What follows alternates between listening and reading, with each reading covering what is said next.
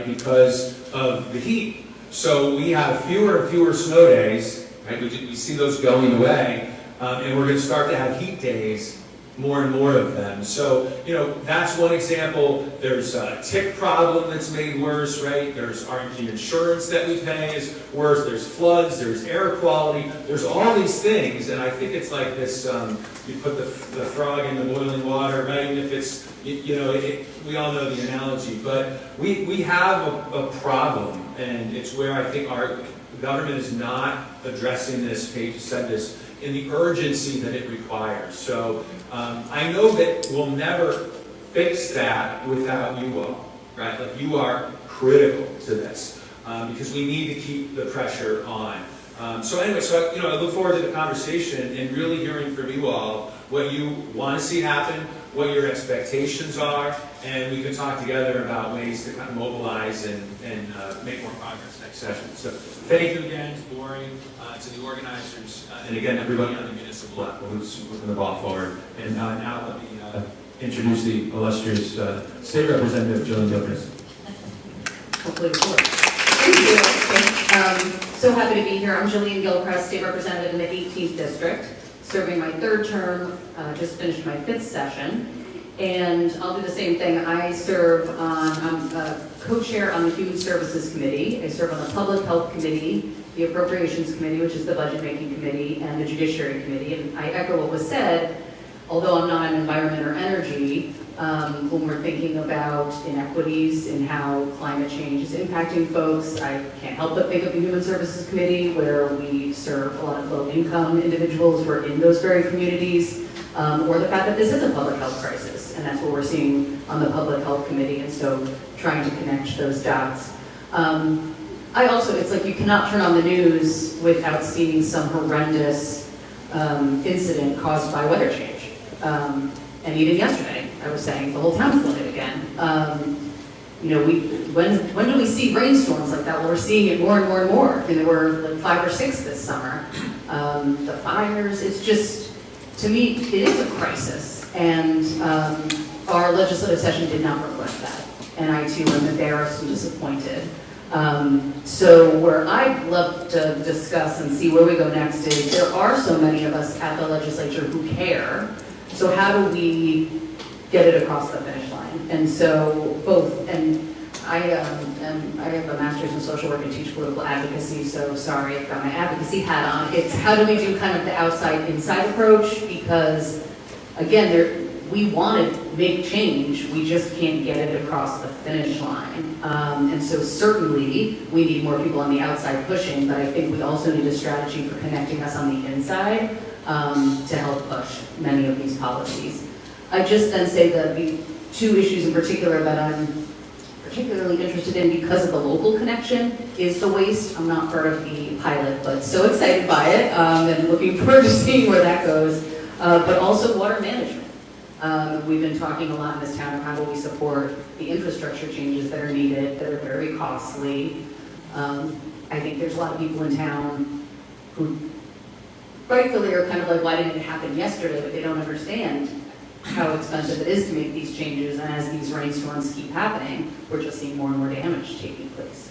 I'm also really interested to learn about these policies on how we address what's already been changing, because the heat, like you're saying, with the early dismissal, but again, our aging population, I mean, I'm sitting there in my room with an air conditioner being like, I don't know how anyone is getting through this because it was so unbearable last week. So it's just, yeah, at a crisis point. And I'm happy to be here. Thank you so much for organizing this.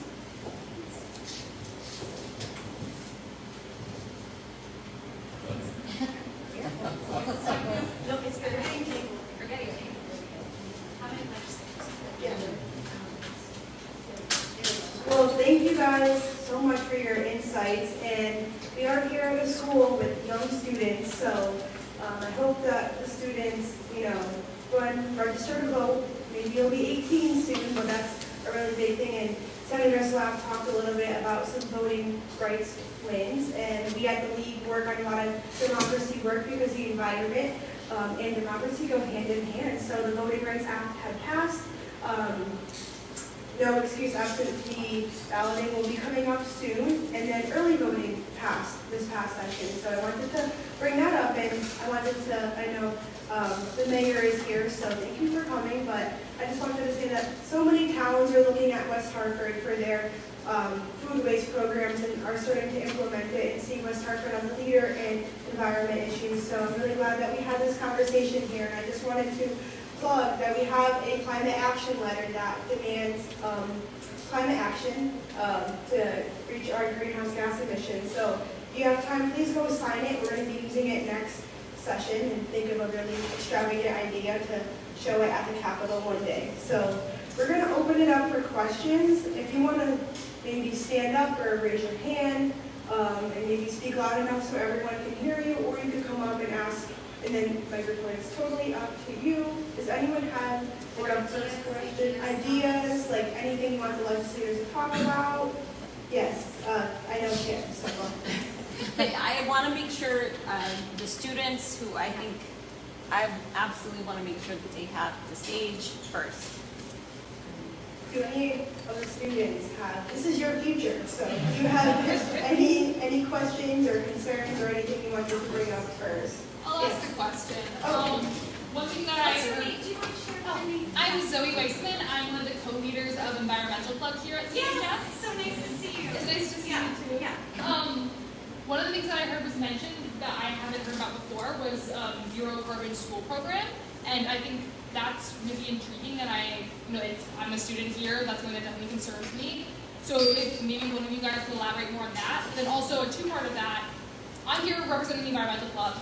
What can we do to help you guys? And how can us students get involved? And what can we do to make sure this kind of legislation is passed? Because a lot of us can't vote. And what are other alternatives or ways we can support you?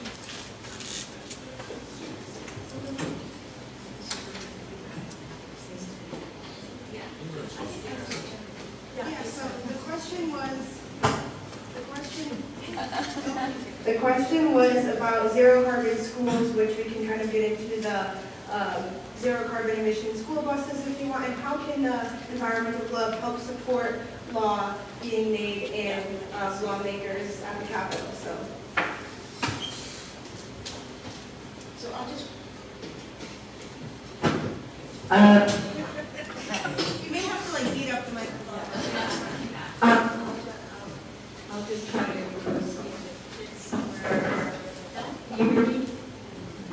Okay, sorry. All right, I'll just try to speak loudly. So that particular policy was put forward, actually it was Aziz Ikon and the Connecticut Roundtable on Climate and Jobs, and that's an organization that sort of intersects jobs that are good in climate and energy. And his main initiative this past session was a program that would have actually quadrupled, opened up the door for 4 times the amount of funding that would have matched, what the state was going to put out in order to provide funding and technology for public schools to become clean and healthy. So a lot of schools have bad air, the HVAC is not working, the heat, cooling is not working, and they're using polluting, energy, etc. So this would provide technology and funding to help, for example, make the schools ensure they had access to clean energy. So it could have solar on the roof, it could have heat pump systems installed, it could have all kinds of things that would allow it to draw clean energy. And also to implement all kinds of energy efficiency programs and taking steps. And again, it's the funding, right? So, but that did not go through. I think there was a question about the money, essentially, and it just did not make it. It was the first time it had been proposed this time, and I think they will take another run at it next year and see. I would just add one of the elements to add to what Lori said is to this point of HVAC, there is a working group that is focused on HVAC in schools for one of these particular reasons, and it is incumbent upon us, as Lori said, to fund this type of grant program so schools can actually change over the systems that, again, are very inefficient. And in any new construction, I think the goal would be to ensure that the same efficiency is there.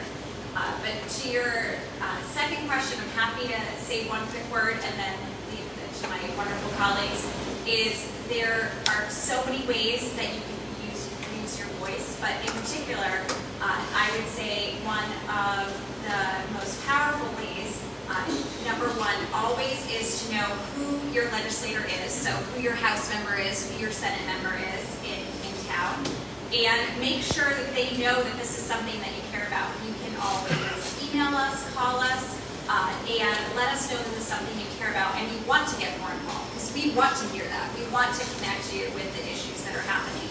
And then in the upcoming legislative session, which starts in February, there will be a range of opportunities in what we have as public hearings on a number of environmental bills that your voices, honestly, people, if they listen to anyone in the legislature, they listen to young people.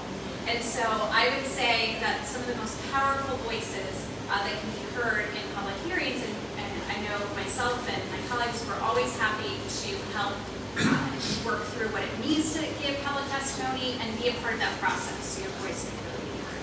Yeah, and you can track the bills. So I don't mean to get too technical, but Lori is an expert at that. You can reach out to us as well. And we actually, there's a cool bill tracking function, and you probably know this, on the Connecticut General Assembly website. So once you determine which bill you care about, you'll get an automatic alert anytime that action happens on that, or when the public hearing is established. You'll get at least 5 days, but not a whole lot more. We can help you actually with testimony. So within Conard, I think you could organize, reach out to my Zoe on the Democrats, but also reach out to the Republicans group as well. If there's one, reach out to some other organizations and clubs that you think might be interested, and you can all kind of organize and work together. I would say even beyond Conard, right? And then if you have counterparts at Hall, of course, as well. Fantastic. And then beyond, we want to hear from you, as Kate said, 100%. We all probably have, I haven't checked the scores last session, we probably have pretty good grades from Lori and her organization in terms of environmental performance. Some of our colleagues maybe not so much, but so if you're going to be strategic about it, what I would do is look at the Environment Committee, if the bill's the environment, and see who's on it, and see, do you have family members, do you have friends who live in other parts of Connecticut, right? And then have these people reach out to the folks who serve on that committee. Because that's really the way you do it, is organizing. I would say though, what Kate said about your voice is, it's the only time when you'll see legislators sort of like go look up from their phone, or they'll stop multitasking. When a young person like yourself comes and testifies, like your voice really does make a difference. It's valued, and it'll move the needle. So you don't have to wait until you're 18. And I would just say that now, post-COVID, we have a hybrid system with the public hearings. So if you're unable to come to the legislative office building, you can actually zoom in and testify.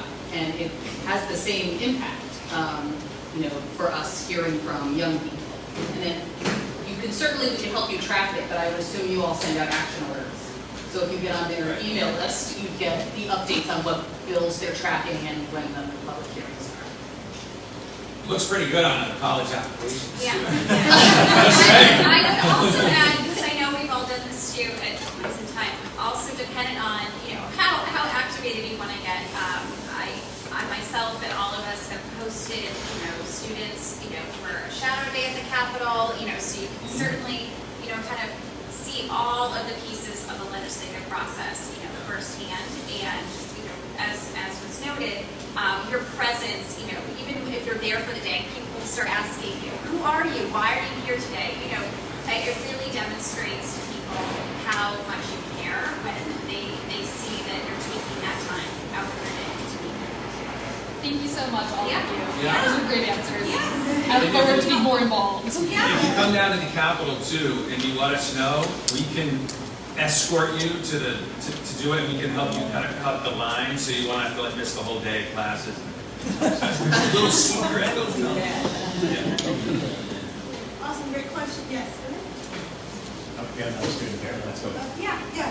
My name is Daniel Goldschmidt. I'm one of the co-presidents of the Hall Environmental Club, and I was just wondering what y'all were looking into expand access to public transport transport and expanding. Expanding public transport and then protecting public lands. That was the question. Right, sure. Is this working now? No, it's not working. Could you try to speak loud enough to hear each other? Yes. Great question. Maybe you stand up. Yeah, you want us to stand up? Okay, yeah, I'll have to. So I would say, I think I heard two parts to your question. I'm happy to start and then have others jump in. So what I heard was, how can we have more public transit, right, in our lives, in our state? And the second piece I heard, one of the other priorities for yourself might be more protected bike lanes. Is that true? Those are the two pieces, okay. So I'm so glad you asked that, because as you heard from Lori and myself, is one of the keys to really how we need to mitigate this climate crisis is addressing our transportation emissions, right? And it's not rocket science when we go around our country or if you travel abroad and you see, that public transit is alive and well. We need to do more in our state, right, and in our own communities. And I think that's twofold. One is we do have, a bus system, and we do have trains in our state. Two of those, both of those things are things that we can look to improving and expanding. And I would say in West Hartford, there are two things that we've been trying to work on from a state level. So for instance, with trains, one of the things that we have been advocating for here in West Hartford, and certainly with the mayor's being a champion as well, is for West Hartford to have its own train station. It is in the Department of Transportation's long-term plan, and it's something that we continue to advocate for, because if we had our own train station on the Amtrak line, we know that that would increase the use of the train, and again, would diminish emissions. The other thing around bus usage, again, we have 2 fast-track stations in our town, right? Which is a great asset that our state invested in. One of the things that you've seen along New Park Avenue, where both of those fast-track stations are, is West Hartford really has made the effort to ensure that we are bringing more housing, more businesses to that corridor, so that more folks are utilizing public transport too, to get our social activities. Because one of the things we need to do with our bus system is, yes, we can add more routes, but we need people to use those routes, right? We need people to be close to those routes in order to utilize the system. And one of the ideas I would say that came up on the transportation committee this year, it seems very simple but true, because they've done it in other places in our country, is improving the bus stops at our bus stops. So there's communities, for instance, in the country who have simply put benches at more of their bus stops, and more people have used the bus. And so we had a bill this year in the Transportation Committee that the DOT is right now doing a study on the state routes with bus stops, and we'll be seeking to invest dollars in those as well. And then just to wrap up quickly on the bike lane piece, because this is so critical, how do we make sure people can take public transit, can they bike, can they feel safe walking? And the town is taking leadership on the Vision Zero Task Force on looking at a town-wide plan, which I know will look to include more access to bike lanes and better intersections for pedestrians. But many of our roads in the town are state roads, right? And so once the town comes forward with that plan, it's really going to be pivotal, the role that we play with the state to make sure that we can implement some of the recommendations that come out of that Vision Zero Task Force. So I hope that gives you a little sense of some of the things that we do. Yeah. Just to follow, I want to give a shout out to our town manager, who just arrived a few minutes ago, Rick. So thank you for all the work that you're doing on this. It's super important because the pun is going to be intended where the rubber hits the road, right? On making sure that these projects that are going forward, like Kate just mentioned, in terms of you may have read about this in the paper, what are we going to do with that intersection of Farmington Ave and Main Street there, right? Is there going to be a rotary? Is there going to, right? You've probably seen some of the sketches, and we have a bike commission and pedestrian safety commission in town, and they're weighing in on it. My office right now is trying to make sure that their voice is listened to at the state level, because DOT kind of has a way of doing things that's not always, let's say, as innovative maybe as it should be. We want to make sure that they listen to our town's concerns, and we know that you all care about bike safety, that you want, we want this to be, right, the most walkable and the most bike-friendly town in all of New England, right? No question. Like, if not, right, beyond. To that end, we are working with the town on expanding the Trout Brook Trail. That many of you have, if you've used it, it's awesome, it's going to keep going, and we're working on securing state funding to help that happen. So there's a lot of different fronts, and we're lucky to have Kate on the Transportation Committee because, as you can tell, she's really on top of it. Anything you want to add? Yeah, I would just say I'm appreciative. It's nice that we all serve on different committees because you can't know everything at the legislature, and so I'm listening to Kate as you all are. I would say back to you, this is where I think we need younger voices, we need people. Like, it'd be great to hear folks' thoughts on how we do move forward with more use of the bus and bikes, because in addition to everything, policy, I think there's like a culture shift that needs to happen too in the state. It would be helpful to understand like what are some of the current barriers. I know, having spoken to a few people, like one might be trying to partner with employers, because I've been told by people like, well, the bus doesn't get me there on time, and then they're going to get in trouble by their employer. But maybe if employers understood and there was, I think we need kind of a different way of thinking about things if we're really going to incentivize people to switch what they're used to, which is driving their car.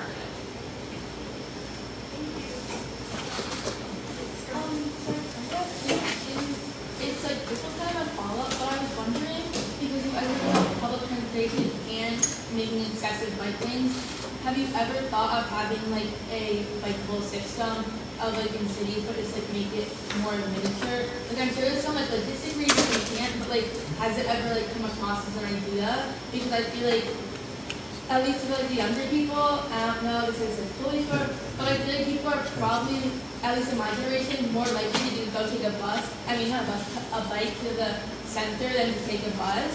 And then my second part is, are there like any plans you guys are having currently to try and make West Hartford a more smart growth city? I know, I almost want to defer to Sharon? the mayor. You can answer your question if you want. I You know, can stand up and answer it. we'd love to give the floor to you. Okay, so Mayor. biking has been a trickle in improving the bicycle facilities that we have in town. We have a lot of very mature streets and that are fully developed. Does that mean that we can't? Absolutely not. But it is more of a challenge, and it's a lot more expensive, and we do need help.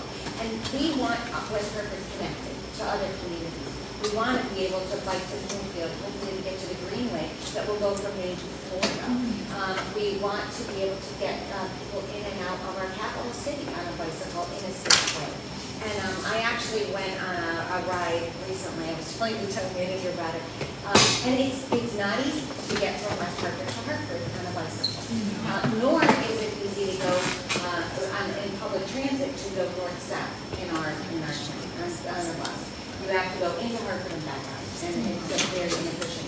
And people won't ride the bus if it takes them so long, and they can get to work, and all of those things. So we are looking. We have a bicycle and pedestrian bicycle commission that is working on these things, and so those are open meetings. We also have a Meet Mayor's Youth Task Force, which is all high schools in town that you can have input into. And we also have a sustainable commission that is brand new that I want to really give a shout out to Catherine Deviney and Catherine Bruns for all of their work. And this is our Director of Public Works is also in the backyard, which is all about solid waste management, which is a big, we're going to need your voices to make change. And you have to be a part of it, you have to lead us. Because there are people that don't want change, and we have to do it. So, and we are going to be moving from a pilot, hopefully to a town-wide solid waste management system that disposes of food waste in a much greener way. It's better for our environment. It's also better for our budget. it is the right thing to do. So we're going to be working on that, and we're going to need young voices to say, this is what we have to do. When we are finishing the trail, or when we go to a road diet on a road to add a lane, it might not be a protected bike lane. I hope there are more protected bike lanes. We need the voices to say, this is important. This is how I can safely go and get around town, but also maybe a job or whatever. But there's nothing that is more economical than, getting rid of your car. It's sustainable, it's economical, and to use another way to get around. So, and it's healthier too. So, a whole of those things. Hi, thank you. So I'm just going to stand too so everybody can hear me. And the only reason I'm asking a question early on is because you guys went through a list of things that I'm like, I've got idea, or there are things to think about these things, and I know most of the people in this audience, which I think speaks to one of the fundamental issues, and I think you just mentioned it, Mayor Cantor, is what is our eco-consciousness, and what builds that? And I'm an environmental educator too, so just so it all makes sense. Heat days, so extreme heat days. How about looking especially at our schools, all of the spaces in our town, and thinking about where shrubs, flowers, trees. I love trees. I hug trees. It's not just trees. It's all of it. And where do those things grow from? But the soil. So a nice lots of habitat at a school can reduce the temperature that children feel, making them want to go outside. And be active, which is something they need so badly, by 5 to 20 degrees. It reduces the temperature. Stormwater, you mentioned stormwater. Yes, like rebuild, make things work, absolutely. But guess what? We put pesticides and synthetic chemicals all over our land. It kills all of the life underneath, and it makes it less able to filter, absorb, all of those things. I know things like that have been proposed at the state level. I guess it goes back to eco-consciousness. But I wonder if we can do something in our town. And it's not easy, is it? But, maybe first acknowledging that we all live in this system where our human experience has been first and at the center, and we are not. We, you could argue, have no more right to be here than that tree or that shrub. So maybe that is a part of turning everything around. Ticks, biodiversity. Well, like that Trout Brook Trail, yay, I'm so excited for it. But right now, we have a ton of invasive species. And these invasive, we could talk about that for a long time, but where is our state strategy for helping towns, helping all of us, because we're all in this system. It's not everyone's doing the best they can, but where's our state strategy on invasive species and helping towns have the resources that they need to tackle that? Because Trout Brook Trail is wonderful, but we need it to be a habitat. We need habitat. Inside this school building, we're a habitat, by the way. Like, I'm talking about respecting all human life.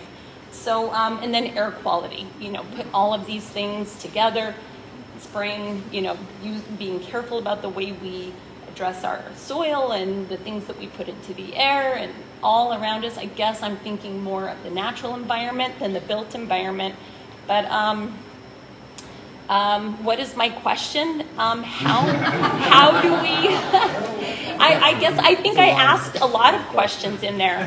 How can we do that? What will help most? Starting locally, or you guys just said you need a lot of good ideas do start locally. Okay, maybe that's it, and we're working on it. So maybe we can all work together on that, right?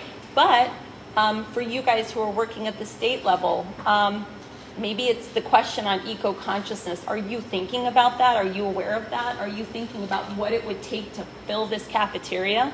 Maybe that is the question that I'd love for you to think about or offer. I also so appreciate all the work you guys do. I am so grateful.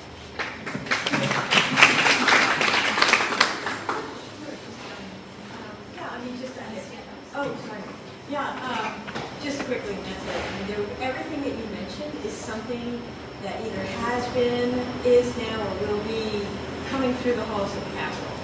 And so the question is, when something first comes out the first year is often not, it's rare for a bill that comes out that's a brand new concept. But everything you mentioned has been worked on, and there are groups that are working on them. You'll find there, especially in this environment, there are so many active citizens working on, every one of these issues and a whole lot more to connect with those folks. The pesticides legislation in particular, that was one of the things we did not get done this session, and it was back for the second and third year. But we've got to get rid of the neonics, and we've got to get rid of the rodenticides. And both of those things got all tangled up with all kinds of industry concerns and just not understanding what was happening with it. Those will be back. We know that leadership in the Senate and the House are on board. They just didn't make it through the process. So but there are lots of groups. I'm in most of those groups, Yeah, so yeah. I know. She also helped plan this. Well, I supported it, but I'm like, next, what's next? I would just say, to build off that, like what you were saying, different messages speak to different people differently, and so to hear the piece about the pesticides and how by eliminating those, more water would be soaked in, I hadn't heard that argument before, and I think that could speak to different people who are very concerned with flooding, for example. So maybe if you're doing work, I do quite a bit of gender-based violence work, or you would hope that it'd be an easy win. Sometimes it's not. And so you have to use, okay, people are concerned about businesses and how it's going to impact businesses, or, so maybe I think thinking about it in terms of, for some of us, I hear you want to ban pesticides, yeah, I get it, it's bad for the environment, done. I'm sold, I'll help you on it. But maybe it is kind of seeing how it connects to other issues that could bring more people in. I was just going to add one more point to your question, because at the end you were kind of talking a little bit about, how do we organize better is kind of what I heard at the end of the question. And I do want to, really dig into what Derek said earlier about the power of West Hartford beyond West Hartford. And maybe there is an opportunity to rely on folks like Lori and her team, because here's the thing, if you all email us about a bill that is out there, as you heard, it's very likely we might already be supportive. It's super helpful for us to hear from you, no doubt about it. But your power potentially is more effective with your friend who lives in another town of the state that has a targeted legislator that they are pursuing, who's on the environment committee. So, I could see the potential of, an email going out that indicates, these are the 5 members we're trying to get in touch with. If you have, a family or friend in these towns, please contact them, with this email. So, just trying to figure out a way of using your all's power beyond us.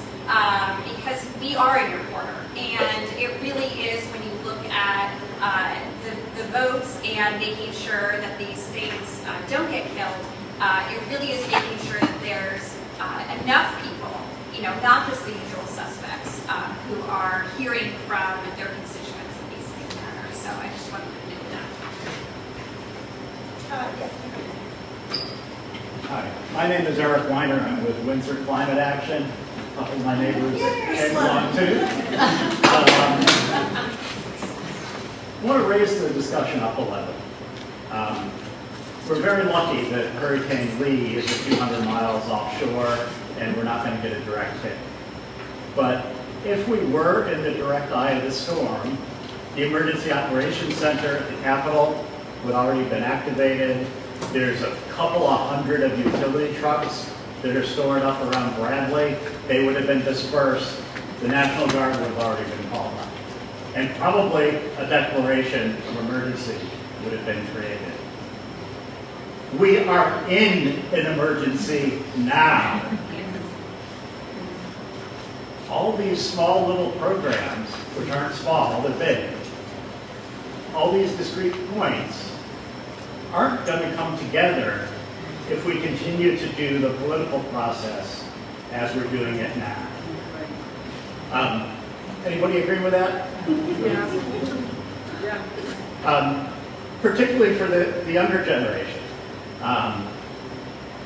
It is incumbent upon us to react as we did, as our grandparents did during World War II.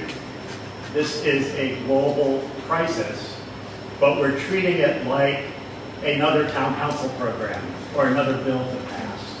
And it's going to fail. And we will not leave this generation in a sustainable world. The climate is not climate change, it's climate destruction.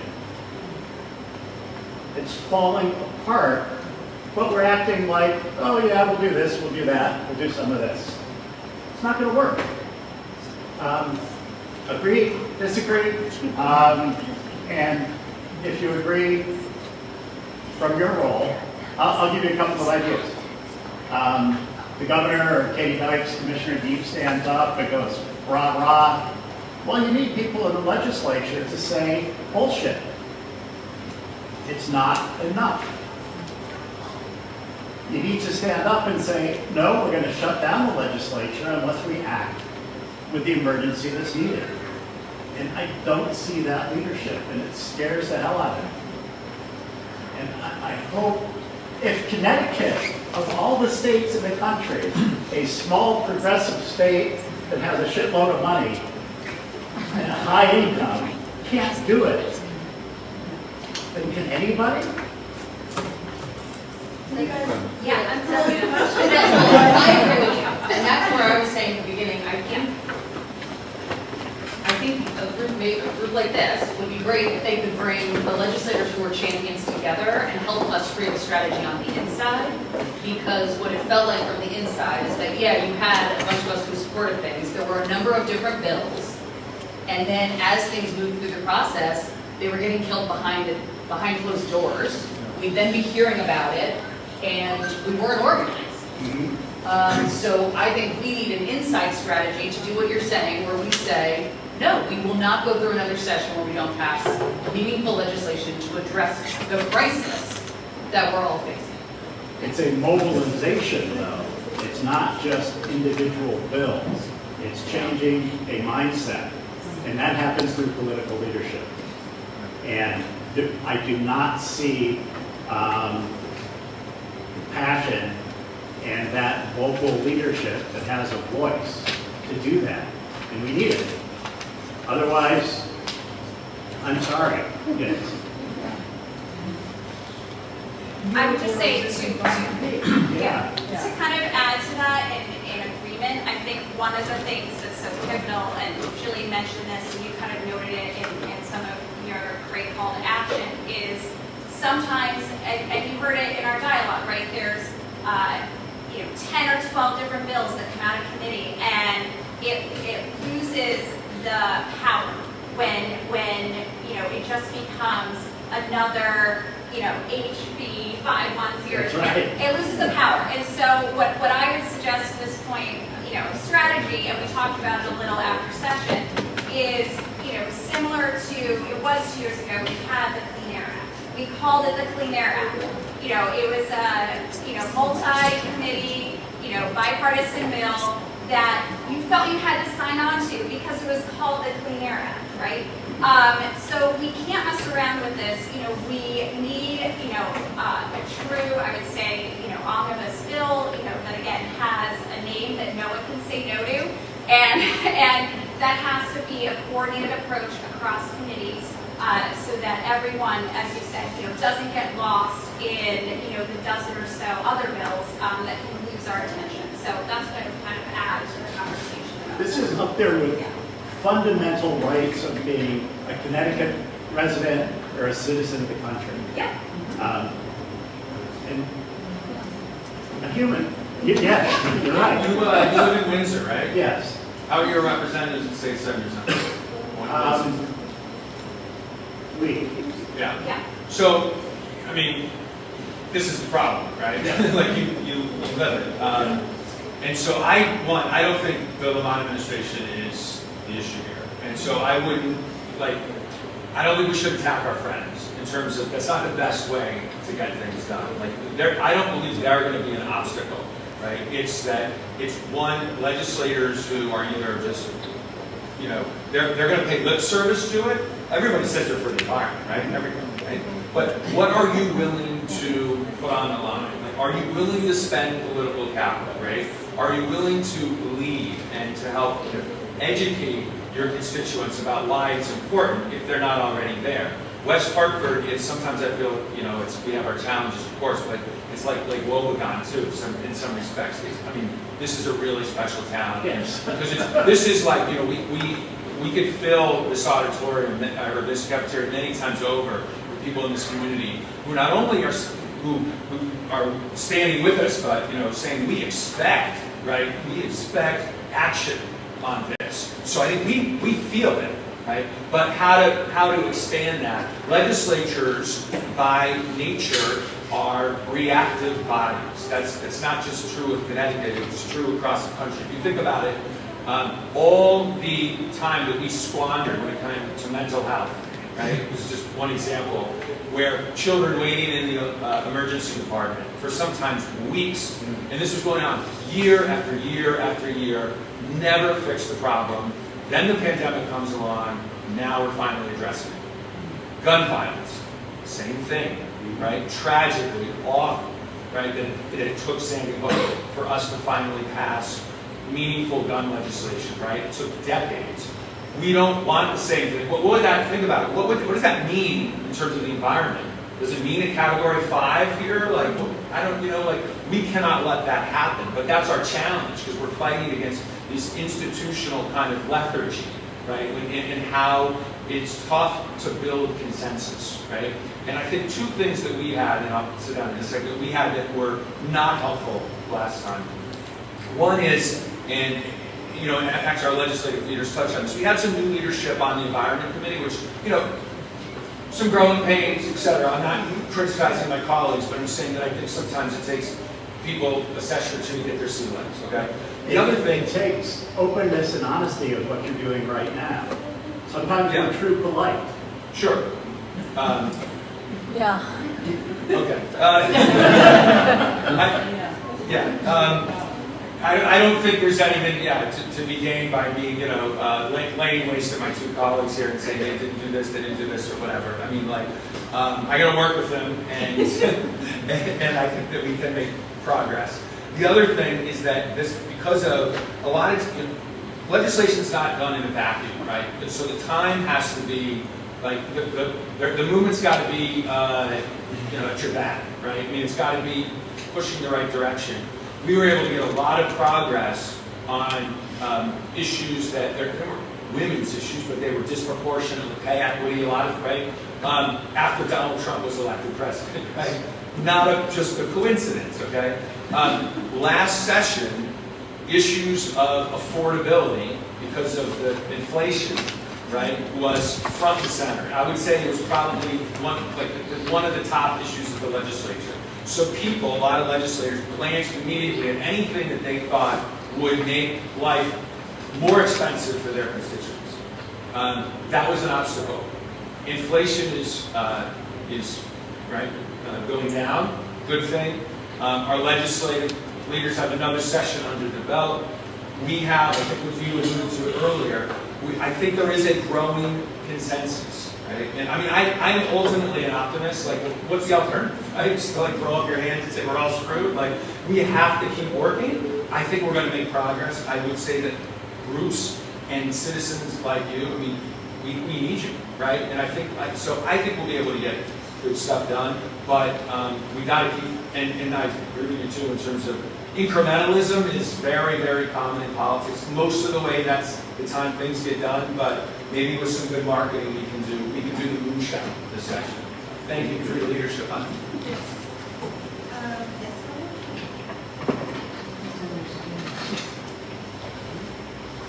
We have about 20 minutes left, you guys. Be respectful of your time, so a couple more questions, okay? God, there's been so much raised here, it's difficult to know what to respond to, but I mean, everything is sort of on my radar as well. I think that we can be really creative where we know we need to be, so one thing I would like to suggest is that we have such a mandate with certain time frames. For example, we know that pay-as-you-throw programs work. I've talked to enough, sanitation companies to know that, yes, they want to do it as well, they want to be part of it, they're trying to green their own, their trucks as well to use renewable natural gas and everything. They're trying to get on the right side of things. They want to do organic waste programs as well. But I think if we start, for example, with the state mandate saying, you know what, every municipality, we've got, 3 years to do it, the municipalities will find a way to do it. But they're dragging their heels because they don't have to do it. You start with mandates and then you put the creativity on the other people to find those solutions, because they will find those solutions. Same thing with school buses. Tell every school bus company, you know what, you have to transition to electric buses. We have the technology, the GERA grants were available to them, they've all been dragging their heels on getting those electric buses, even though there was a ton of money thrown at them saying get them electric buses. Zero emission buildings, not just schools, every municipal building. My taxes, I don't want my taxes going to the money of the municipal building. So when I know that the town has received $5.6 million from the state, therefore state taxpayer money, not just the town, but the state taxpayers are paying towards a municipal building just to build another building with more gas, you know, maybe a little bit of solar, but it's still not off the grid, it's still not zero emissions. That's unacceptable. For a building to be built in 2023 and not be zero emissions. Unacceptable. Things we never talk about, never hear about, noise pollution. I've had it up to here with landscaping companies. So by the way, you don't have to adhere to any noise regulations whatsoever in town. In my understanding, they can run those things from sun up to an hour after sundown. And they have no limits on how high powered those machines are. So it doesn't matter what time of day, it could be a Sunday morning, you've still got to listen to somebody's leaf blower. What leaves are on the ground in July? Please, somebody tell me, for the love of God, what are you blowing? You see them! It's like they've got nothing better to do than go out there and mow their goddamn lawns every single week. You know, make sure the pesticides are on there so there's a single weed on that lawn. Meanwhile, I'm out there on North Main Street weeding along that little grass strip with cars flying past my head to weed a public right-of-way while paying $15,000 to the town to actually with my taxes. But we can have police detail up there with their engines running, their little lights going for 5 hours on end, protecting those utility workers. Great, great. But who's protecting my head from those cars flying past me while I'm weeding that little grass verge, which, by the way, is absolutely useless.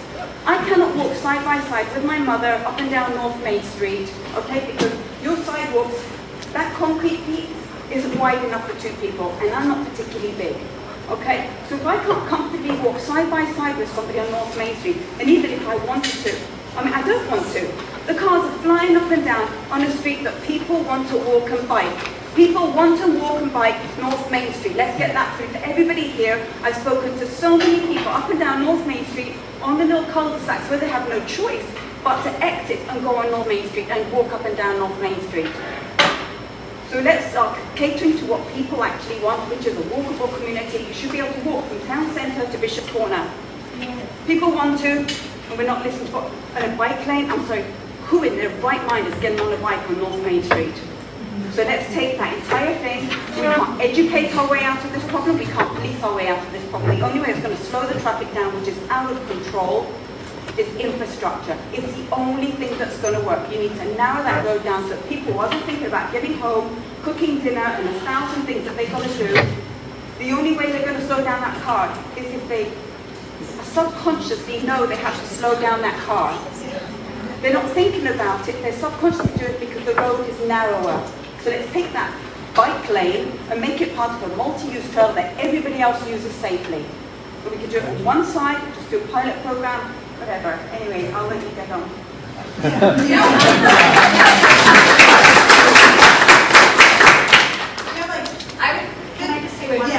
I would just say, I don't know if you happen to see, but a lot of what you said, I feel like would be really valuable for the Vision Zero task force plan that is being put together in town, because so many of those things have to go into our road design. So I know that's not tomorrow, but I just wanted to thank you for something like that. I want to get as many questions as possible, so try to keep quick questions. Some students have some questions.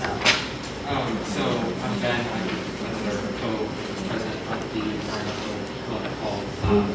I have a few personal projects that I was working on this summer, related to CO2 levels in classrooms, HVAC, electric buses, another one, and the one that's close to finishing now is looking at the solar capacity of West Hartford municipal buildings and evaluating, what could we get if every building had, a maximum capacity solar bill. And what I'm kind of finding, and I haven't, fully finished it yet, but there are going to be cost savings. So rather than obviously an initial investment for installation, but over time, and not a very long time either, less than 10 years, 8 or so years, there are going to be significant cost savings because we're not paying for energy.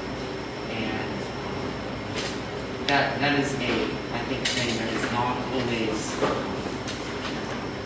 publicized fully about some of these environmental projects, because it's not, there's this big upfront cost, how are we going to deal with this?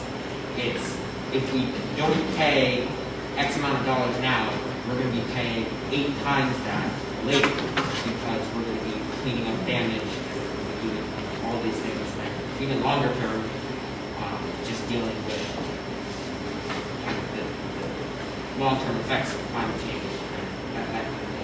It's going to be more expensive than if we start doing things now.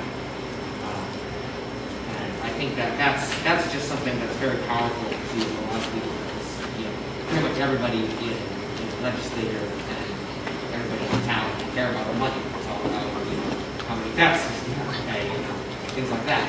So thinking about that and kind of making it clear that this is not a negative thing to the cost, but it's actually positive to take action now and do programs that are making clean energy and things like that is a beneficial thing, not just for the environment, but for the economy and for people's socioeconomic status and things of that nature.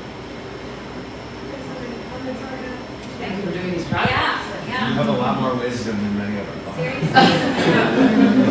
And like I told again from earlier, like come testify, share that info. I'll be brief. First, thank you very much for being here. This is great. We had a debrief after the session, and I took away 3 things. It was a powerful session. One, you needed the populace to support you in what you're doing. I think the work that the league is doing just that across the state. So I think we've got that going. We also said a lot of these issues are complicated, whether it be pay as you grow, waste, solar, etc. We're starting to, what I want you to do is tell us when you need expert help. Kim has left, but you can tell she's an expert. We can help. People in this room, we know a lot. I know Eric has a lot of special skills. We're not being easy, but we've got special skills. We can help. So when you get through a complicated issue, call us. The thing that I can't solve, and actually I'm going to double back to what Eric said, is an inside game that is played because a lot of the bills that didn't get anywhere got out of a committee, they didn't make it to the next committee, or they went to appropriations and they died somewhere, either in the broom closet or in the hallway on the way to somewhere else. And now, Ritter's desk. Yeah. They died on Ritter's desk. They died on Ritter's desk. I don't know how to help, but I know it's a solvable problem. What I would love from all of you, and the 2 of you that aren't here tonight, how do we help you with that? And I think you can go through Lori, where I live, but that's the other piece. I think with those 3 pieces, we can have a better song for session. Quickly, are you all connected with the Climate Caucus? Do you meet? Okay. Well, the Climate Caucus started when TCI failed. Yes. And that led to a lot of momentum to what all happened in 2022 and it led to all the progress. There was a lot of angst about legislators that saw no progress that year on an important climate issue. And the caucus was formed because of that. And it did some work, but it really needs to coalesce. It really needs to get back and get reactivated into some structures because it's not an official caucus. So it doesn't have staff, it doesn't have that needs to get, that really needs to get solid so that caucus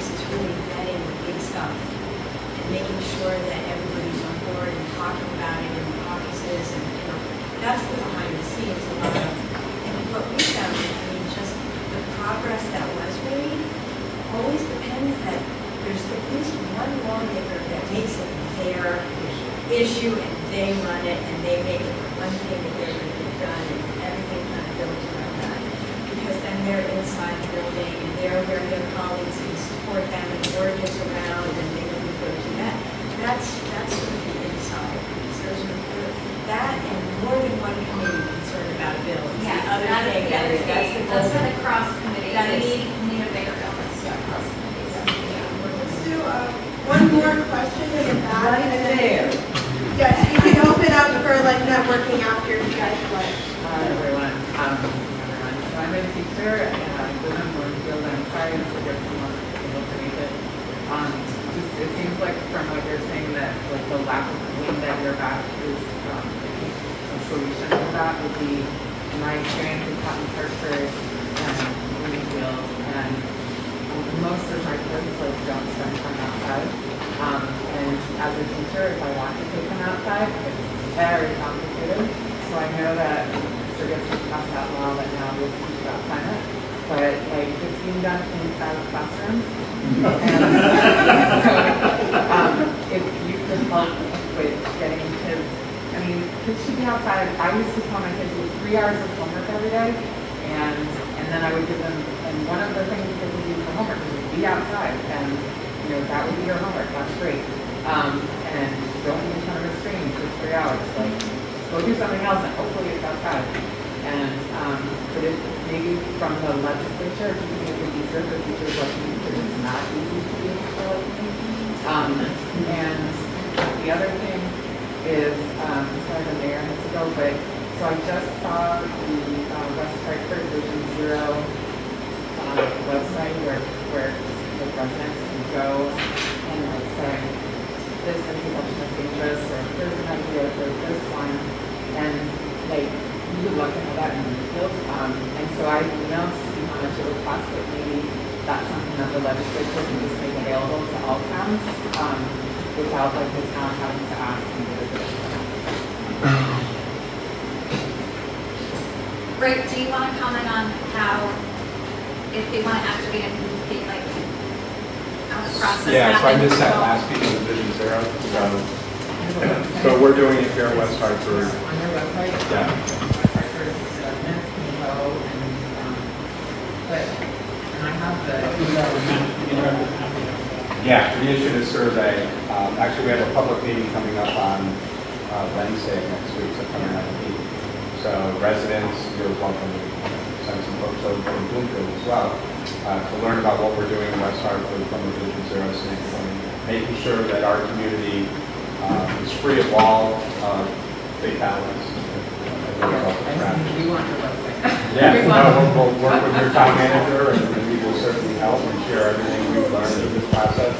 And we do have an interactive map up there so folks can go online and click on intersections that they think are unsafe. If you go look at it tonight, it is blowing up. Like it's everyone is involved, which is what we want to see and hear. And that's going to help us make this community safer. And the legislation passed a bill last year that the state is taking a hard look at this across all 169 communities. So I do think this is something that every town and city in the state will eventually be doing. Thanks for the help. I want to thank you all, and then I don't know if you guys have any last comments right now, and then we can close up, and then feel free to sign our climate action letter. If you have any questions, feel free to stick around, but do any of you have any last comments before we close up today? I would just say let's get to work. I mean, don't leave it here. Thank you, and let's have this be the beginning. So we're back in February, but let's keep the dialogue going, and we'll all get right back to you with emails or phone calls or whatever. Thank you. We have a QR code when they were talking about environmental action alerts. So during the session, when there's a bill that is being voted on, that you guys need your voice to email your legislators or to email a certain legislator, those action alerts will bring that right to you. So feel free to scan that as well. Thank you. Yeah, just thank you for your great comments, and yeah, let's just keep it going. Thank you. Thank you.